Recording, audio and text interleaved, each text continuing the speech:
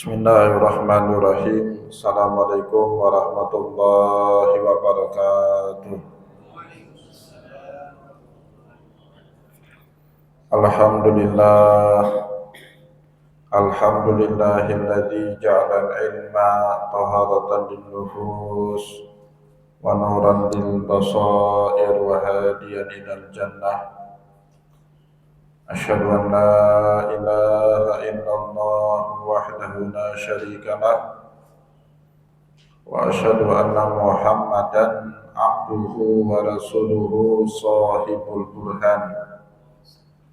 Allahumma sholli wa sallim ala rasulikal karim Muhammad sallallahu alaihi wasallam wa ala alihi wa ashabihi wa man tabi'ahu bi ihsanin ila yaumiddin summa amma ba'du. Puji dan syukur senantiasa dan tidak pernah bosan-bosannya kita panjatkan kehadirat Sang Maha Pencipta Allah Subhanahu wa Ta'ala, yang mana dengan limpahan karunia-Nya, rahmatnya, hidayahnya, serta anugerahnya kepada kita semua,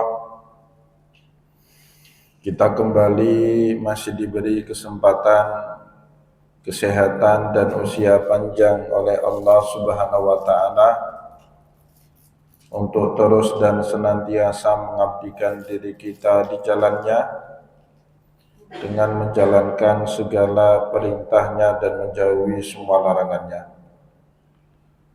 Salawat diringi salam juga tidak pernah lupa pula kita haturkan kepada junjungan alam Nabi besar Muhammad sallallahu alaihi wasallam, di mana beliau telah bersabda dalam sebuah hadis, man arada dunya fa'alaihi bil ilmi wa man arada al akhirata fa'alaihi bil ilmi wa man aradahuma fa'alaihi bil ilmi.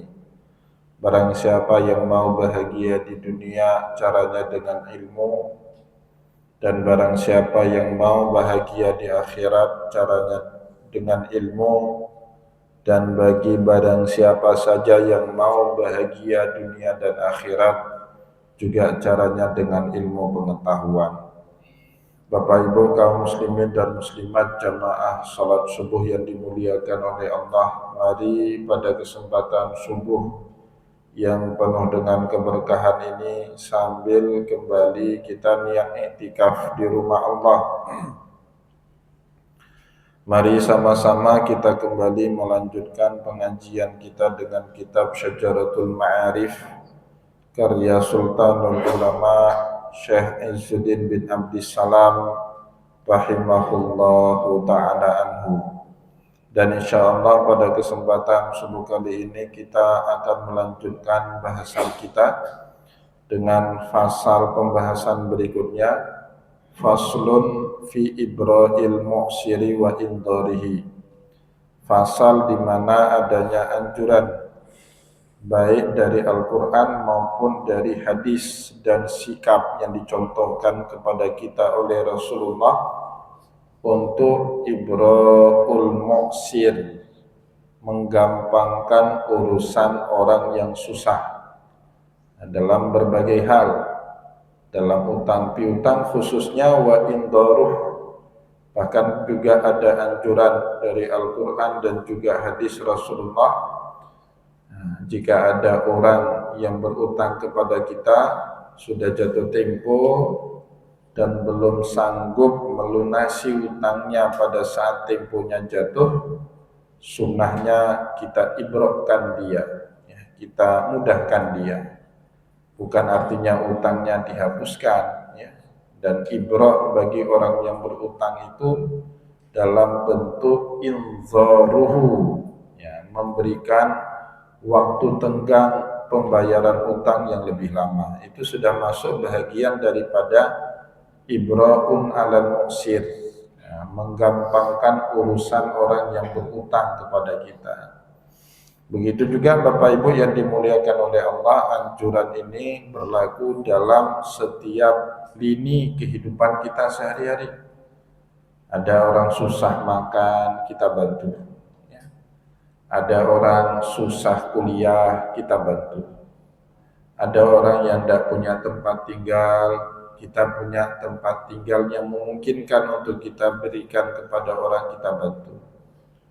Ya, kita bisa bantu orang dengan tenaga, dengan pikiran, bahkan minimal Bapak Ibu kita tidak membuat repot orang lain, itu sudah membantu. Ya, baiknya kita menjadi problem solver, menjadi orang yang memecahkan masalah orang lain, itu baiknya sesuai dengan sabdanya Rasulullah, khairun nasi anfa'uhum linnas. Manusia terbaik itu bukan menjadi pejabat ini pejabat itu, bukan punya kekayaan ini kekayaan itu, ya, tetapi manusia yang paling baik yang bisa menghadirkan banyak manfaat kepada manusia yang lain dalam setiap peran yang kita jalani.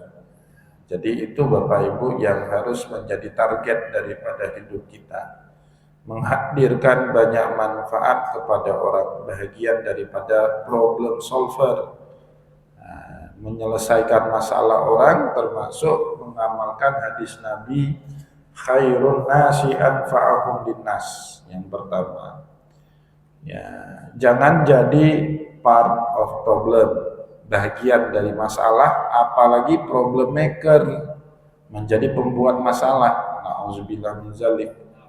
Nah, minimal kita tidak ngerepoti orang lain. Nah, Bapak Ibu, itu sudah masuk bahagian baik dalam pandangan agama kita. Apalagi kalau kita bisa melakukan ibra'un alal mu'siri wa indaruhu. Kita gampangkan urusan orang yang susah, orang yang sulit, orang yang tidak bisa bayar utang, orang yang sakit. Ya, jangan kita repotkan administrasinya. Itu bahagian dari ajaran agama. Tapi entah kenapa di negeri kita ini kalau bisa dipersulit, ya, untuk apa dipermudah, ada semangat seperti itu dalam setiap lini kehidupan Bapak Ibu, ya. Padahal seperti yang dikutipkan kepada kita awal pembahasan di dalam pasal ini, Imam Izzuddin bin Abdi Salam langsung mengutipkan sepotong ayat dari firman Allah dalam surat Al-Baqarah ayat 28, qala Allah Ta'ala, wa in kana dzu usratin fanadhiratun ila maisarah wa an tasaddaqu khairun lakum in kuntum ta'lamun. Wa in kana dzu usratin, jika kalian mendapati orang yang sedang susah, fanadhiratun ila maisarah, carilah solusi untuk mempermudah orang susah itu. Nah, jadi kalau di tempat kita Pak, Masya Allah, dipersulit bukannya dipersusah. Mau berobat ke rumah sakit, yang namanya sakit itu kan tidak bisa tunggu Bapak Ibu, apalagi yang darurat. Orang sesak nafas, masa disuruh mintain KTP-nya dulu baru mau diproses? Enggak, diproses atau diambil dulu tindakan medis, ya, dimasukkan oksigen dululah ke mulutnya, disuntikkan infus dululah di tangannya.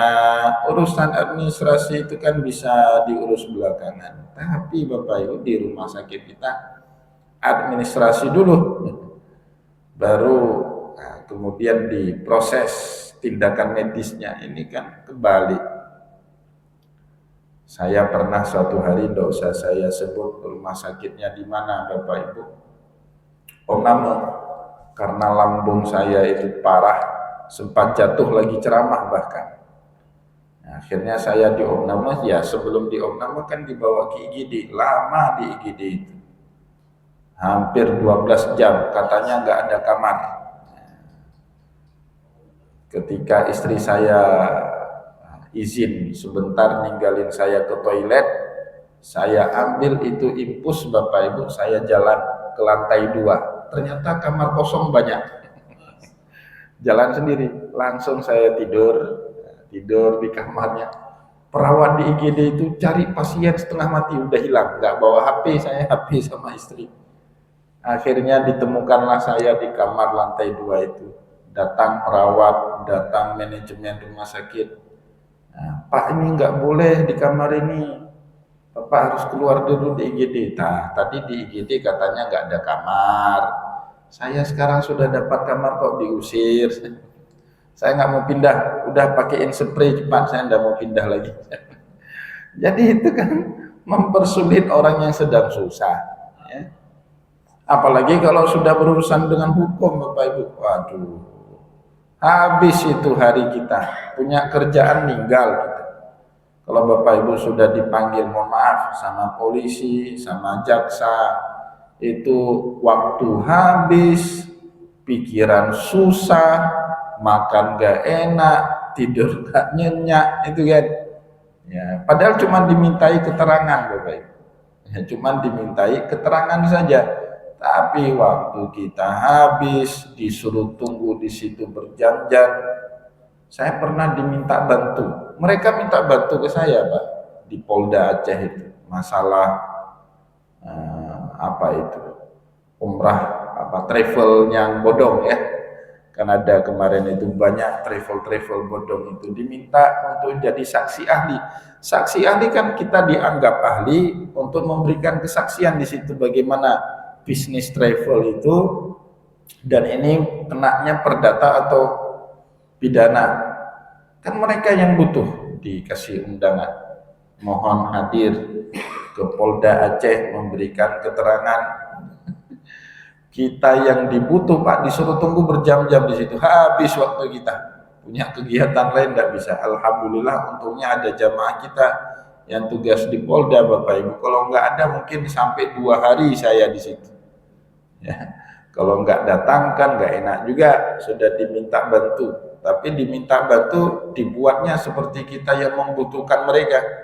Nah itu tidak ngamalin ayat Al-Quran itu, Bapak Ibu. Ya, Al-Quran itu tidak boleh seperti itu. Kata Allah, wa in kana dzu usratin, kalau kalian temukan orang lagi susah, fanadiratun ila maisarah, cari solusi yang bisa membuat orang susah itu jadi gampang. Itu perintah Allah di dalam Al-Quran. Wa antasaddaqu khairun lakum. Senanglah bersedekah. Bersedekah di situ bukan hanya maknanya bersedekah uang, menggampangkan urusan orang lain yang susah pun, Bapak Ibu, itu bagian daripada sedekah. Di rumah sakit misalnya, kita berusaha semaksimal mungkin, ada itu kamar Bapak, tidak usah khawatir, kita rawat sebentar di IGD untuk proses administrasinya, nanti belakangan Bapak masuk terus dalam kamar. Kan bisa seperti itu, Bapak Ibu.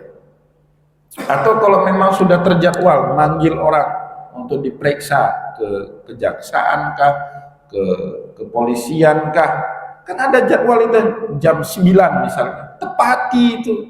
Karena orang bukan hanya ngurus berikan kesaksian di situ, banyak kerjaan lain. Ini jam 9 kita dipanggil, jam 12 belum dimintai keterangan juga, disuruh tunggu kita berjam-jam di situ. Ini kan ngerepotin orang, Bapak Ibu. Dalam agama tidak boleh.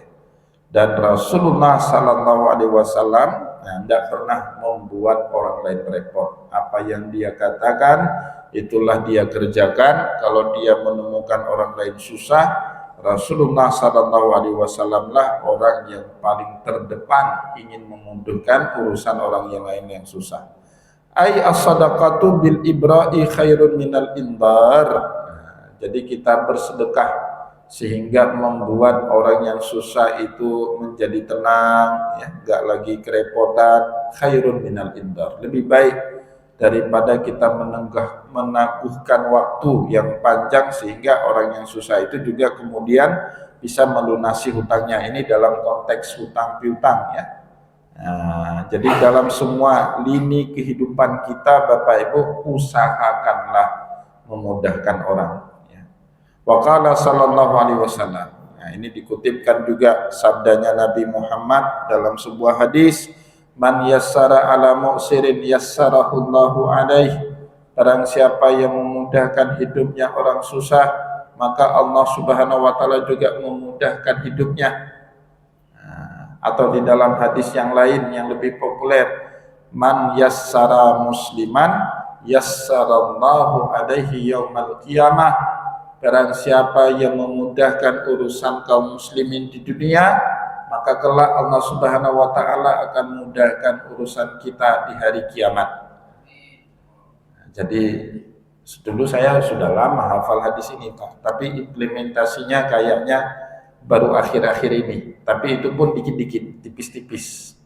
Saya ingat betul, satu hari lagi meriksa soal mahasiswa saya, ujian akhir di kampus, ya periksa soal Pak, lagi periksa di tempat kerja, meja kerja saya itu. Tiba-tiba kegiatan pemeriksaan lembar jawaban mahasiswa itu dilihat sama istri saya dari belakang. Saya kasih mahasiswa itu nilainya 60, rata-rata 60, paling tinggi 70. Nah, berarti kalau 70 itu C plus Pak, nggak ada yang B. Nah, istri saya itu akhirnya ngomong, abang itu kasih nilai anak orang seperti itu, nanti nilai anak abang waktu sekolah digituin juga sama gurunya. Ingat, nah itu pentingnya punya anak akhirnya Pak, kita jadi bijak. Nah, maka mohon maaf, biasanya orang temperamennya tidak stabil itu salah satunya disebabkan karena dia tidak punya anak. Tapi ketika orang punya anak itu dia paham, kalau dia memperlakukan anak orang seperti ini, kemungkinan besar anak dia juga akan diperlakukan seperti itu oleh orang lain di suatu hari kelak. Akhirnya saya insaf Bapak Ibu, semenjak itu insaf saya Pak. Kalau sekarang Pak, lebih banyak mahasiswa saya dapat nilai AB. Yang paling jahat itu kalau dia tidak pernah masuk sekolah, C saya kasih. Ya, kalau dia tidak pernah kuliah, nggak masuk sampai 5 kali 7, itu baru saya kasih C. Yang lain AB semua, asal dia masuk pasti saya kasih B, walaupun lembar jawabannya banyak kosong. Moga-moga dengan itu anak saya kelak dimudahkan. Itu kan makna dari sabda Rasulullah, man yassara ala mu'sirin yassarahullahu alaih. Barang siapa yang mudahkan orang yang lagi susah. Bapak Ibu kalau pernah ikut ujian, paling susah itu kalau kita sedang diuji. Menguji orang enak Pak, orang yang besok diuji malam nggak tidur itu. Malam nggak tidur, stres sendiri dia Pak ya. Nah, kalau kita menguji orang lain kan gampang. Yang nggak gampang itu kita diuji, itu paling nggak enak itu diuji. Walaupun kita tahu kita punya kapasitas, punya ilmu bisa menjawab, tapi tetap tegang. Kalau kita tahu pertemuan besok dengan dosen itu adalah ujian, pasti bawaannya tegang. Maka mudahkan ya, mayyasara ala mu'sirin yassarahullahu alaih. Barang siapa yang memudahkan urusan orang susah, maka Allah Subhanahu wa taala akan memudahkan urusannya. Mayyassara ala muslimin yassarahullahu alaihi yaumal qiyamah. Barang siapa yang memudahkan urusannya kaum muslimin, kelak Allah Subhanahu wa taala juga akan memudahkan urusannya di hari kiamat. Di zaman kita sekarang bahkan nauzubillah min zalik, yang musibahnya itu Pak, di dunia pendidikan itu sekarang kan lagi-lagi baru viral, ngerepotin orang. Sekolah negeri itu tidak boleh nerima apapun, itu aturannya sudah jelas. Berbagai macam bentuk kutipan di sekolah negeri itu dianggap pungli, bisa pidana itu Pak. Tapi sekarang banyak sekolah negeri mengatasnamakan permintaan dari komite sekolah menggunakan dalil komite sekolah Pak. Ini kesepakatan wali murid ya, daftar ulang bayar 5 juta, bayar sekian juta, padahal tidak semua wali murid itu mampu. Beda kalau wali muridnya mampu, dia sumbang tidak masalah. Tapi kalau dipatok semua wali murid, ada 200 wali murid wajib bayar 4-5 juta kalau dia mendaftarkan ulang anaknya, apa nggak repot itu orang Pak? Ini terjadi di dunia pendidikan kita sekarang, mengatasnamakan keinginan komite, padahal tempat cari duit di situ. Ya, ini melanggar betul, sudah melanggar aturan negara, melanggar aturan agama, Bahkan kadang-kadang yang buat itu sekolah agama, Pak. Sekolah yang dibawa Kementerian Agama yang buat seperti itu, tapi orangnya nggak ngerti agama. Lebih baik orang komunis lah.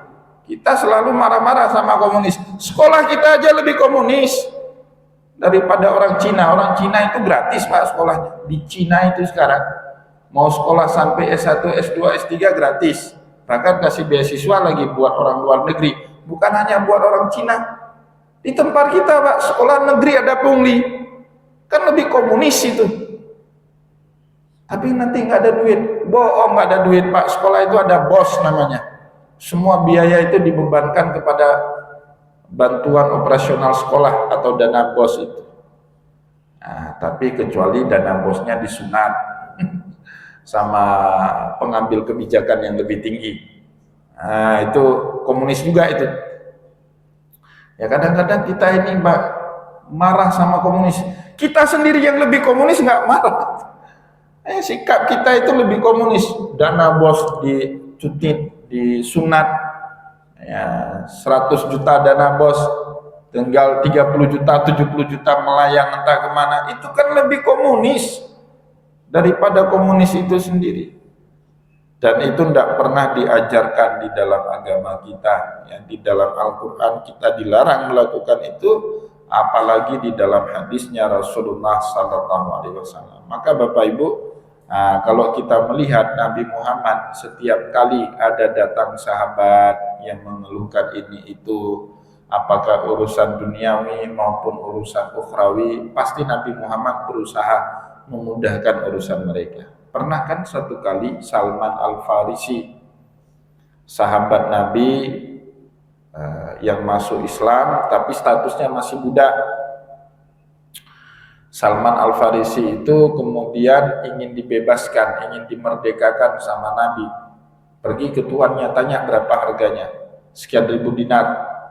Rasulullah ajak para sahabat patungan untuk membebaskan, memerdekakan Salman Al-Farisi. Diterima sama tuannya Salman, tapi Salman terikat satu janji. Kalau dia harus menanami 300 batang kurma, itu syarat yang kedua. Jadi bayar harga kemerdekaan dia. Kemudian Salman Al-Farisi punya janji sama tuannya untuk menanami 300 batang kurma. Nabi Muhammad ajak itu para sahabat yang lain, ayo kita gotong royong, masing-masing orang 5 batang, nanam kurma supaya Salman kemudian dimerdekakan oleh tuannya. Nanamlah Bapak Ibu. Nabi juga ikut nanam 5 batang. Nah, jadi kalau rame-rame kan 300 batang itu jadi gampang.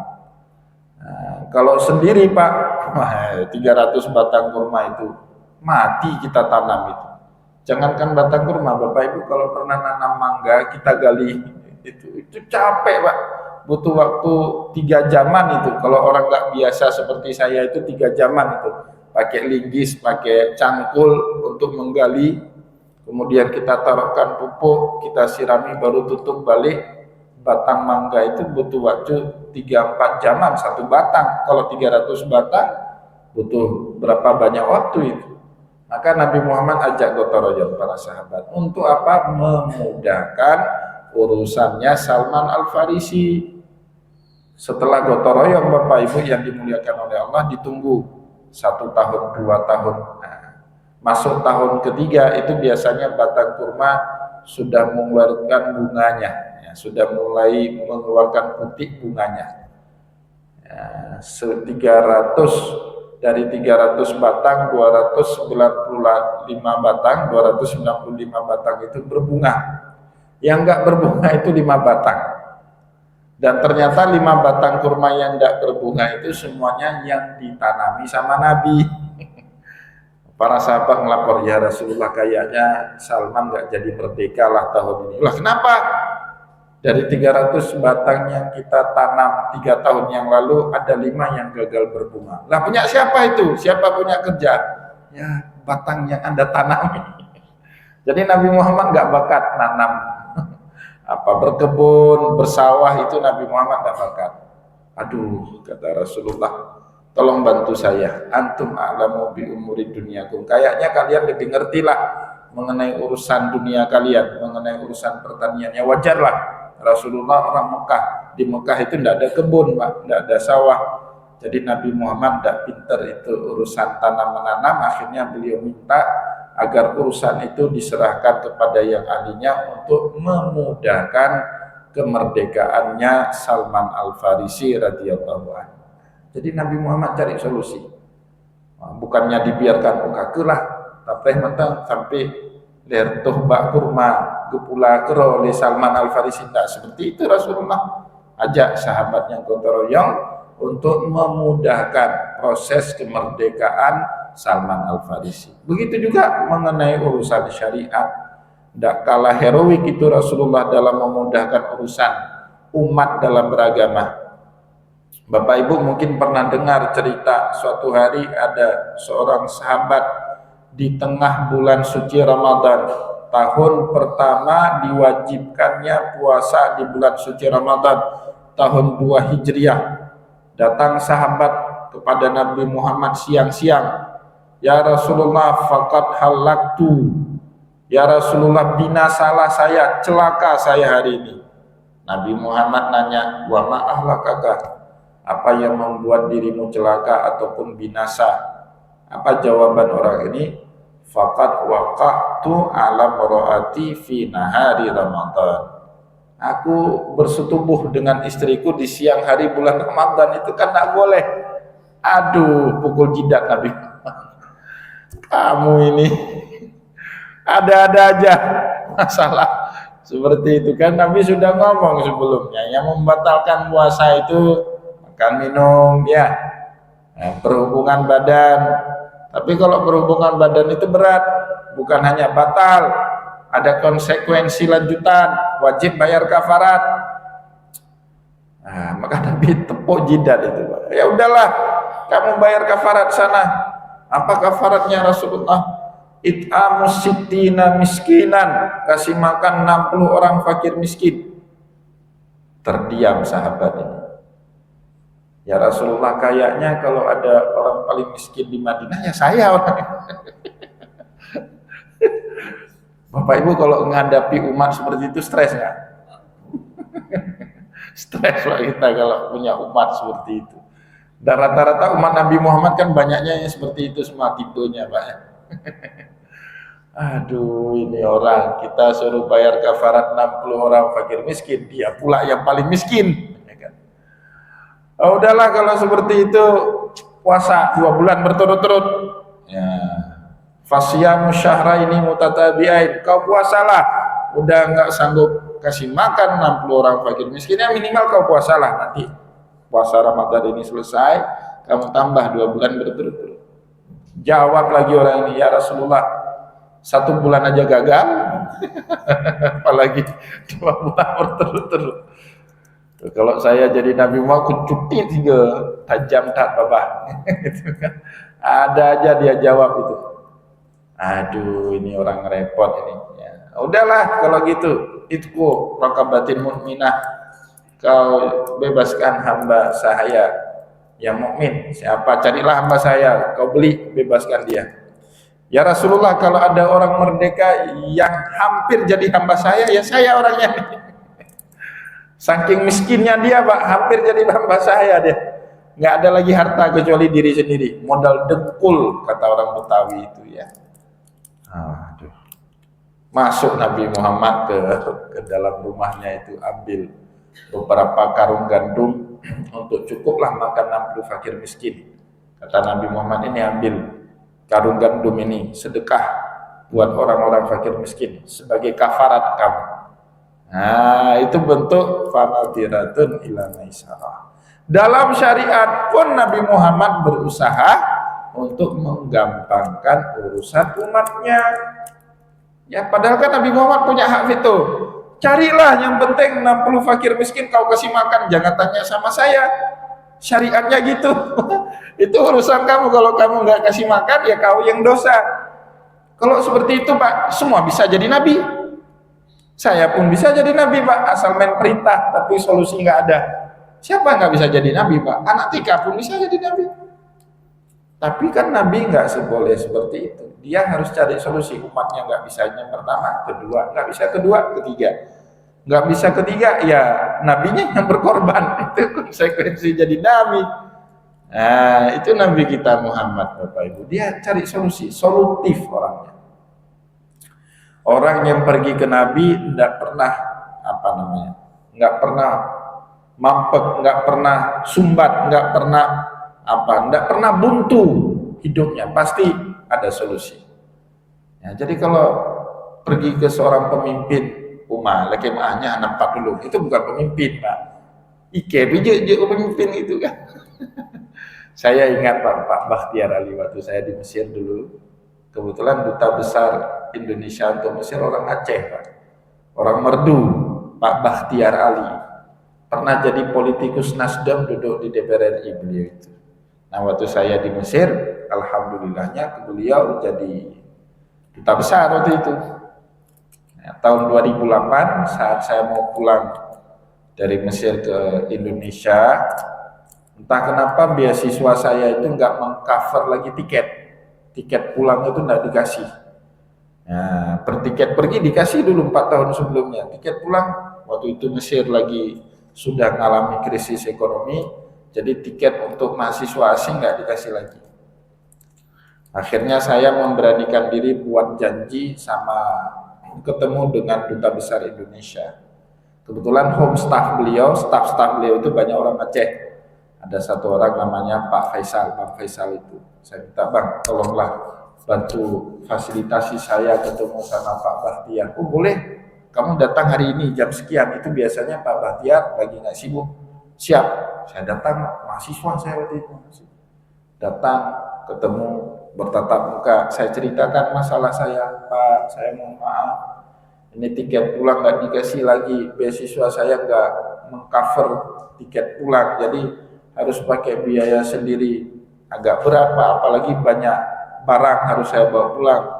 Nah, jadi bagasinya kan berat itu, banyak itu, minimal bagasinya harus 60 atau 80 kilo. Gimana ini Pak, ada solusi? Nah, nggak ada solusi pertama beliau bilang gini, anggaran nggak ada untuk memulangkan mahasiswa. Nah, pemerintah Indonesia, saya kan apa istilahnya, duta besar Indonesia untuk Mesir berkuasa penuh, itu bahasa undang-undangnya seperti itu Pak. Ada duta besar yang tidak berkuasa penuh, ada duta besar yang berkuasa penuh. Itu nggak dikasih anggaran sama negara untuk bawa pulang mahasiswa seperti kamu. Nah, tapi saya bisa bantu kamu. Memang nggak ada anggarannya, tapi saya sebagai duta besar, saya bisa bantu kamu. Nah, gimana caranya Pak itu? Ini akan datang bulan depan ini rame datang TKI TKW ke Mesir. Nah, sebelumnya jarang Pak datang TKI TKW ke Mesir. Tapi di tahun 2008 2009 itu udah mulai rame, ada ribuan. Kami butuh tenaga administrator untuk menginput data TKI TKW itu yang bisa bahasa Arab. Ya karena datanya itu dalam bahasa Arab. Kalau kamu mau, kamu kerja 2 bulan. Nanti gajinya itu insya Allah bisa untuk beli tiket, kata beliau. Oh siapa kalau gitu? Akhirnya saya nggak pulang 2008, pulangnya 2009. Karena kerja itu. Nah, saya kerja Pak 2 bulan, pergi kemana ada TKI di situ catat. Kan mereka kadang-kadang nggak ngelapor Pak. Jadi TKI itu kan didatangkan sama perusahaan. Kalau di Indonesia ada PJTKI dulu namanya. Maka saya banyak tahu, pernah kerja di situ dulu Pak 2 bulan. Nah, pergi mereka nggak lapor di duta besar. Kadang-kadang ada sebagian paspornya itu ditarik sama corporate, sama perusahaannya. Nah, datang kita mendata mereka, selesai ada sekitar 2000-an TKI itu dalam 2 bulan selesai. Saya dapat upah. Nah, dipanggil balik sama Pak Bakhtiar Ali. Ini upah jeripaya kamu. Gaji saya Pak 2 bulan kerja itu 1.600 US dollar. Harga tiket padahal zaman itu cuma 700 atau 800 US dollar, 2 kali lipat Pak. Nah, beliau kasih, ini tiket pulang. Nah, ini pelajaran penting buat kamu. Apa Pak pelajarannya? Pemimpin itu mungkin nggak bisa bantu. Nah, dia pasti bisa bantu walaupun nggak ada anggarannya. Kalau dia punya kemauan, pasti dia bisa bantu orang. Mulangin mahasiswa nggak ada anggaran. Tapi apakah saya sebagai duta besar nggak bisa bantu mahasiswa pula? Bisa, dengan cara yang lain, ya kan? Nah, contohnya tadi dikasih saya kerja, punya uang, akhirnya saya bisa beli tiket untuk pulang ke Indonesia. Jadi yang namanya pemimpin itu tidak boleh lagi anak Pak Badudon itu jangan duduk sebagai pemimpin. Yang pemimpin itu harus solutif. Nabi Muhammad solutif. Ada masalah umat dicarikan solusinya, nggak disuruh mikir. Masyarakat itu kan nggak bisa mikir, Pak. Anda itu digaji jadi pemimpin untuk mikir urusan masyarakat, kan gitu yang sebenarnya. Nah, maka Bapak Ibu yang dimuliakan oleh Allah, Rasulullah komitmen betul itu. Ya, dalam masalah duniawi, dalam masalah ukhrawi, kalau ada sahabat yang punya masalah dalam hidupnya, nanya ini, nanya itu kepada Rasulullah, pasti Nabi Muhammad SAW menjadi orang yang sangat solutif ingin menyelesaikan masalah umat. Sana Haji Wada, contoh lain Bapak Ibu ya. Nah, Nabi Muhammad kan lontar jumrah tanggal 10 Zulhijjah, lontar jumrah Aqabah. Datang sahabat bertanya, ya Rasulullah, fakat nahartu walam armi. Ya Rasulullah, saya sudah terlanjur sembelih kurban, belum lontar jumrah. Bagaimana? Irmi wala haraj. Ya, sekarang kamu lontar, enggak masalah kurban kamu duluan. Ya Rasulullah, faqad ramaitu walam anhar. Ada juga datang sahabat yang bilang, saya sudah lontar tapi belum sembelih kurban. Ya, inhar wala haraj. Silakan setelah ini kau sembelih kurban kamu, enggak masalah. Enggak baku, enggak ketat. Jadi ada solusi dari Rasulullah. Enggak matok harus gini, harus gitu, enggak. Boleh kurban dulu, lontar kemudian, boleh melontar dulu, baru melakukan kurban kemudian. Digampangin urusan umat oleh Rasulullah. Saat khutbah di Padang Arafah, Nabi Muhammad berkhutbah, panjang sekali itu khutbahnya Nabi di dalam hadis. Salah satu cuplikan dari khutbahnya Nabi, ya ayuhan nas, innallaha qad farada alaikumul hajja fahujju. Wahai umat manusia, Allah telah mewajibkan kepada kalian ibadah haji, maka berhajilah kalian. Tiba-tiba ada seorang sahabat namanya Aqra bin Habis radhiyallahu an. Dia bertanya kepada Nabi, afi kulli amin ya Rasulullah. Apakah haji itu wajibnya setiap tahun? Nah, Bapak Ibu kalau baca Al-Quran itu sebenarnya hajinya tiap tahun. Kan nggak dijelaskan, sama kayak puasa. Ya ayyuhalladzina amanu kutiba alaikumusiyam, telah diwajibkan kepada kalian puasa. Nah, kama kutiba alal ladzina min qablikum. Puasa itu wajibnya kapan? Bulan Ramadan. Pak, kita ngalami bulan Zulhijjah itu tiap tahun atau hanya sekali seumur hidup? Tiap tahun kan? Sama kayak bulan Ramadan kan? Tiap tahun kita ketemu dengan bulan Zulhijjah. Bulan haji itu kan bulan Zulqa'dah, bulan Zulhijjah tiap tahun. Kenapa haji seumur hidup sekali, puasa tiap tahun? Allah mewajibkan kita puasa itu tiap tahun di bulan Zulhijjah. Al-hajju asyhurun ma'lumat. Haji itu dikerjakan di bulan-bulan haji. Apa itu bulan-bulan haji? Zulqa'dah, Zulhijjah. Zulqa'dah, Zulhijjah itu kita temui tiap tahun. Nah, maka Aqra bin Habis saat mendengar khutbah Nabi di Padang Arafah, ya ayuhan nas innallaha qad farada alaikumul hajja fahujju. Wahai manusia, Allah telah mewajibkan kepada kalian ibadah haji, maka berhajilah kalian. Tanya dia, afi kulli amin ya Rasulullah. Apakah haji itu tiap tahun sama kayak puasa Ramadan wahai Nabi? Terdiam Nabi Muhammad, diam. Nah, sesaat kemudian beliau berkata, lau kuntu na'am lawajabat walamastata'tum. Seandainya saja hari ini, ya saya katakan, haji tiap tahun itu jadi kewajiban. Dan kalian tidak mungkin bisa melakukan itu. Jadi yang menurunkan frekuensi kewajiban haji tiap tahun menjadi sekali seumur hidup itu bukan Allah, Pak, tapi Nabi Muhammad. Dengan mempertimbangkan banyak hal, kondisi umat, sepertinya juga Nabi sudah dapat membuah dari Allah Kalau nanti umat Nabi Muhammad ini bukan hanya di Jazirah Arab, tapi menyebar ke seluruh penjuru dunia timur sampai ujung barat, ada umatnya Nabi Muhammad, itu berat sekali haji tiap tahun. Nah, solusinya diringankan sama Nabi menjadi haji sekali seumur hidup. Nah, itu bentuk cara Nabi Muhammad SAW memudahkan urusan umatnya. Maka sebab itulah Bapak Ibu, agama kita ini diterima mudah oleh banyak orang. Karena setiap ada kesulitan, ada kemudahan. Rukhsah namanya kan, basyiru wala tu'asiru, perintah Nabi itu. Mudahkan, yasiru wala tu'asiru, mudahkanlah umatku dalam beragama, wala tu'asiru, jangan beratkan mereka, basyiru wala tunafiru, banyak sampaikan berita gembira kepada umatku, wala tu'asiru, sehingga wala tunafiru, sehingga mereka tidak lari dari agama. Kalau kita ngomong agama ini neraka, siksa, azab, ya kan, apa namanya, mungkar dan nakir, Israel, itu Bapak Ibu ini orang kok lebih seram dari Allah ya. Kalau ada penceramah yang isi ceramahnya neraka, terus itu kayaknya dia lebih seram daripada mungkar dan nakir, Bapak Ibu. Ya, maka Nabi Muhammad tidak izinkan itu. Basyiru wala tunafiru, banyaklah kasih harapan baik kepada umat supaya mereka tidak lari.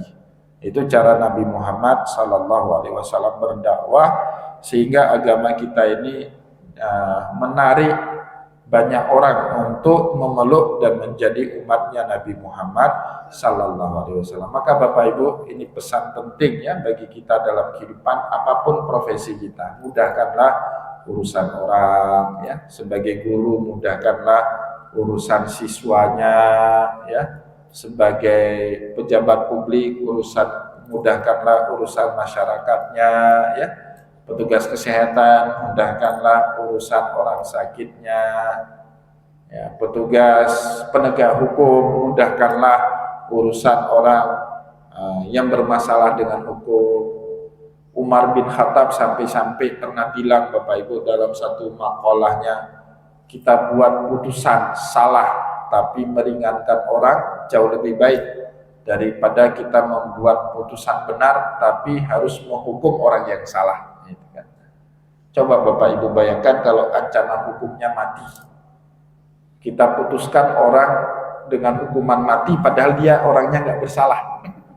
Bisa coblis, Hanafi yang baru, bisa gitu Pak, nggak bisa lagi, orang yang udah kita tembak mati. Ya, lebih baik kita putuskan ringan meskipun orang itu bersalah daripada kita putuskan berat meskipun orang itu memang bersalah. Nah, itu bentuk memudahkan orang dalam semua lini kehidupan kita. Semoga Bapak Ibu yang dimuliakan oleh Allah, apa yang telah kita sampaikan pada kesempatan subuh ini bermanfaat kepada kita semua. Saya mohon maaf jika ada yang tidak berkenan.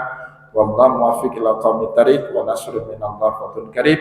Wassalamualaikum warahmatullahi wabarakatuh.